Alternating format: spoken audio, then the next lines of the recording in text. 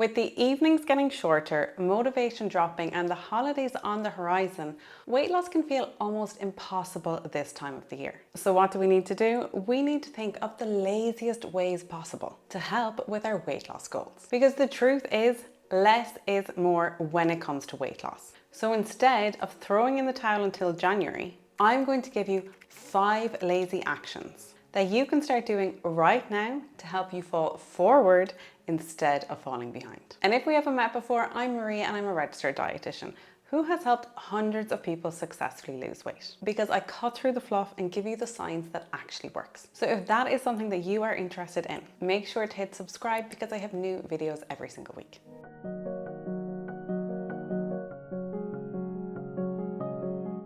Now, the science shows that people typically gain between 1 and 3 pounds during the fall and holiday season, and most never lose it. That's 15 pounds over 5 years. And let's be real, a lot of this is probably down to the extra temptation this time of the year and maybe a lot less exercise. So my habit number 1 is going to really surprise you, because most people think that in order to lose weight, you need to be doing loads and loads of exercise. But during the holiday period, I would actually prefer that you're spending time with loved ones instead of countless hours in the gym, especially if it's not even getting you anywhere.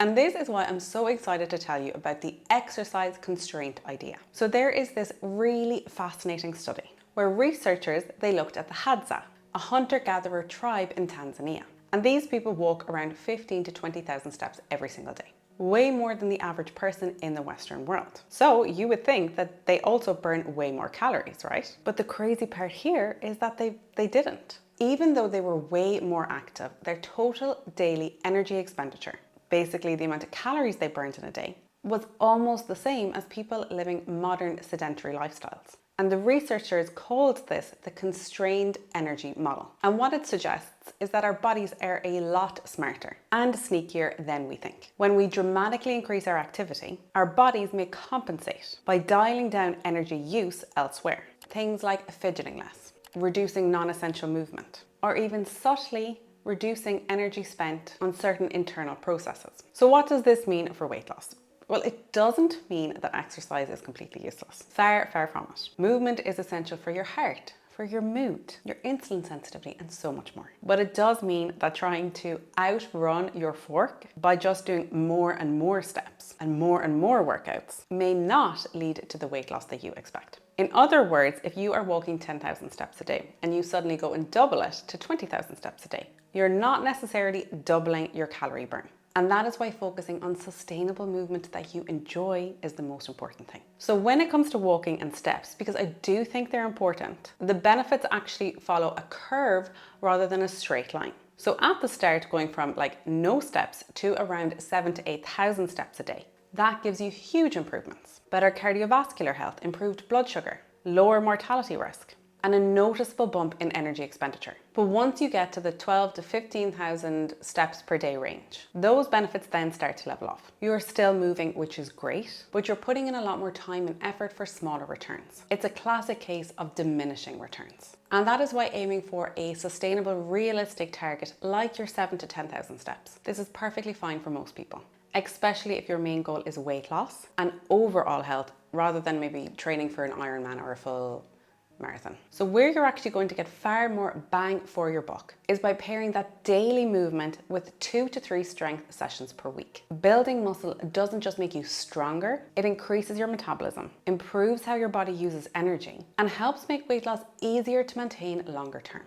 Now, the next hack is to use the half plate method. So instead of tracking calories or weighing every bit of food, which, let's be honest, is very time consuming and not a lazy approach, I just want you to take your plate at lunch and dinner and make sure that half of it is non-starchy veg or salad or fruit. This is called the balanced plate framework. And it's something that I teach to all of my clients because it is such a simple visual guide. So 1/4 of your plate should be protein, 1/4 should be carbohydrates, and then half or the remainder is your veggies and salad. Plus, you can have a small serving of fat, like a drizzle of olive oil, a bit of hummus, or a few slices of avocado. And following this framework will naturally lower the calorie density of your meals. So most people end up eating 100 to 300 calories fewer per meal without even trying, and without feeling deprived. It's lazy, visual, and completely measurement free.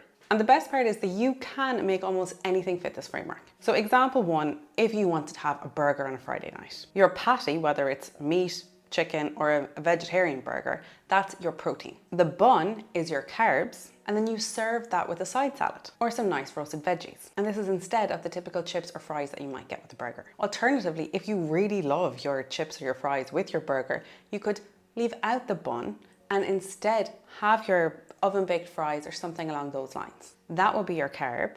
The patty is your protein, and then you're bulking it out with your lettuce, your tomatoes, or whatever salad you would like. Another common example is if you want to have a sandwich for lunch. The bread, that's your carbohydrate. Then you make sure that you have a good protein-rich filling like tuna or chicken or mashed chickpeas. And then again, you're serving that with a veggie-based soup or a side salad. Lastly, another one I get is how can I make pizza a balanced meal? Because we get frozen pizzas here because sometimes I just don't feel like cooking and they're one of the easiest things to grab. What I will do is I will often add some extra protein on top, like some rotisserie chicken. Maybe I'll add some extra veggies on top, or I'll serve it with a side salad. So you can still make some of your favorite foods into this balanced meal framework. And once you start thinking this way, you'll realize that you don't need to give up any of your favorite foods. You're just rebalancing what's already on your plate. And that is the laziest and sneakiest way to eat fewer calories without dieting. Now, since we're talking about lazy but effective ways to lose weight, I want to talk to you about the sponsor of today's video, which is the Body Pod by Hume. This is one of my favorite lazy tools because instead of guessing if your habits are working, you can measure real changes in muscle and body fat in under a minute. And this is important because most people only ever track the number on the scales, but that number alone does not tell the whole story. What we really care about is body composition. And that is just a fancy way of saying how much of your body is water, how much is muscle, and how much is fat. Think of it like this. You could lose 10 pounds, but if most of that 10 pounds comes from muscle, your metabolism and your health don't really improve that much. On the other hand, if you're losing body fat while holding onto as much of that muscle as possible, that's when your body becomes stronger, healthier, and more resilient. And your results are way more likely to last. Now, the gold standard for measuring body composition is a DEXA scan. However, we don't have access to this at home. So the Body Pod is something that you can use without leaving the house. And it will help you see those deeper changes happening beneath the surface, so you know if your habits are truly moving you in the right direction without wasting months of guessing. And it syncs with Apple Health, Fitbit, and its own app, and uses AI to give you gentle suggestions on what to focus on next, emphasizing things like sleep, nutrition, and activity. I've linked it in the description box below along with my discount code MARIALUCEY.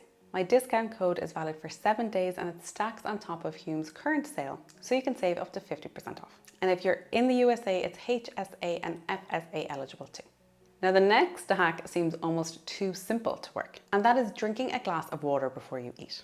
I know it sounds quite basic, but when I have clients that actually start to do this, they start to see results. So every time that you feel hungry, especially in between meals, drink a full glass of water before you have anything to eat. Not a few sips, a full glass. Half of the time you're not even hungry, you're just bored or stressed or maybe dehydrated. And we often think we are hungry when we are in fact just thirsty. This habit not only rehydrates you again, but it gives you space. It's a pause to check in with your body instead of just reacting and grabbing a snack by default. I find this really helpful, particularly on the days when I'm working from home. And often when I kind of want to procrastinate a little bit, I'll just go into the kitchen and open the fridge. But now instead, I'll try to get myself to sit down and drink a glass of water. And I realized how often I was eating out of habit and not hunger. So this is a really lazy trick in the best way, because there's no tracking, no planning, no prep, just a glass of water before you eat.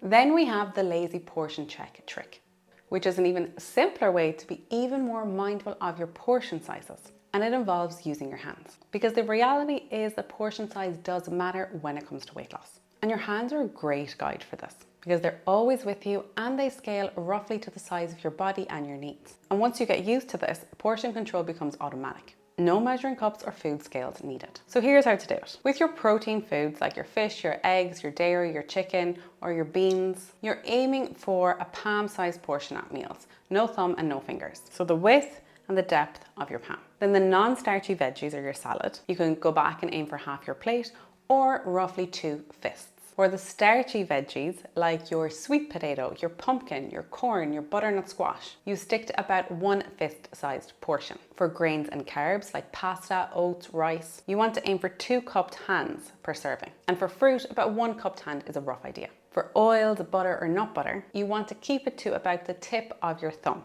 or 1 teaspoon. And then for fats like cheese, nuts or seeds, the portion size is about the length of your thumb or a small handful. The best part is you can use this method anywhere, at home, in restaurants, or even over at a friend's house. So once you start eating this way, you will be surprised how much easier portion control becomes without needing to track or overthink anything.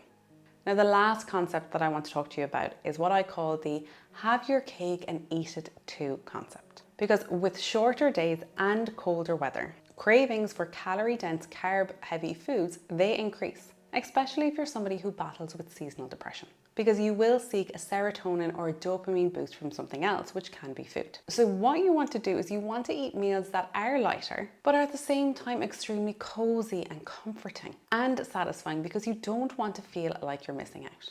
Especially when there's so many lovely like pumpkin spice lattes and Christmas treats around this time of the year. So what you're going to do is you're going to allow yourself to have these things, but in a more strategic way. I'm a huge advocate that healthy food can taste absolutely incredible. You just need a few tricks up your sleeve. So I'm going to show you some examples from my own kitchen. I have this carrot cake baked oats recipe, and it genuinely tastes like eating cake for breakfast. Sometimes I have it in the evening as more of like a comforting dessert kind of thing.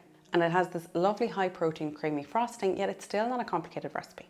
Another great example is my air fryer apples. These are unreal with some Greek yogurt and cinnamon served over porridge or just had as they are. And again, they give you that seasonal, cozy, comforting feeling that many of us are after this time of year. But the point here is, because this is meant to be a lazy habits video, I don't want you going off trying to make all these elaborate recipes, because that will just overwhelm you. Instead, you want to just pick a handful of recipes, get good at them and put them on autopilot. What I do with a lot of my clients starting off is we pick 1 to 3 recipes for breakfast, 1 to 3 recipes for lunch, and 1 to 3 for dinner. They're simple recipes, but they're ones that they really like. So if somebody really likes Asian meals, it'll be something like that. If somebody really likes pasta, we'll get some pasta dishes in there. But we get these healthy recipes, we learn them, we know that they're calorie controlled, they're high in protein, and they're satisfying. And we make these on repeat and we have them to fall back onto. And then over time, once we get very comfortable with them, we start adding in more to the mix. But above all else, they need to be recipes that you genuinely love and enjoy eating, and they need to taste good.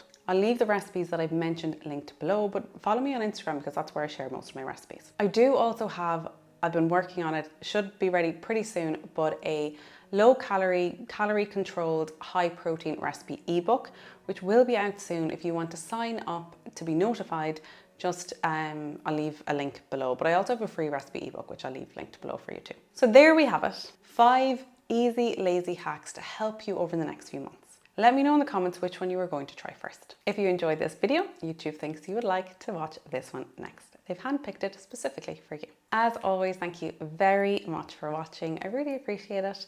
Stay happy and stay healthy, and I'll see you again next week. Thanks for watching.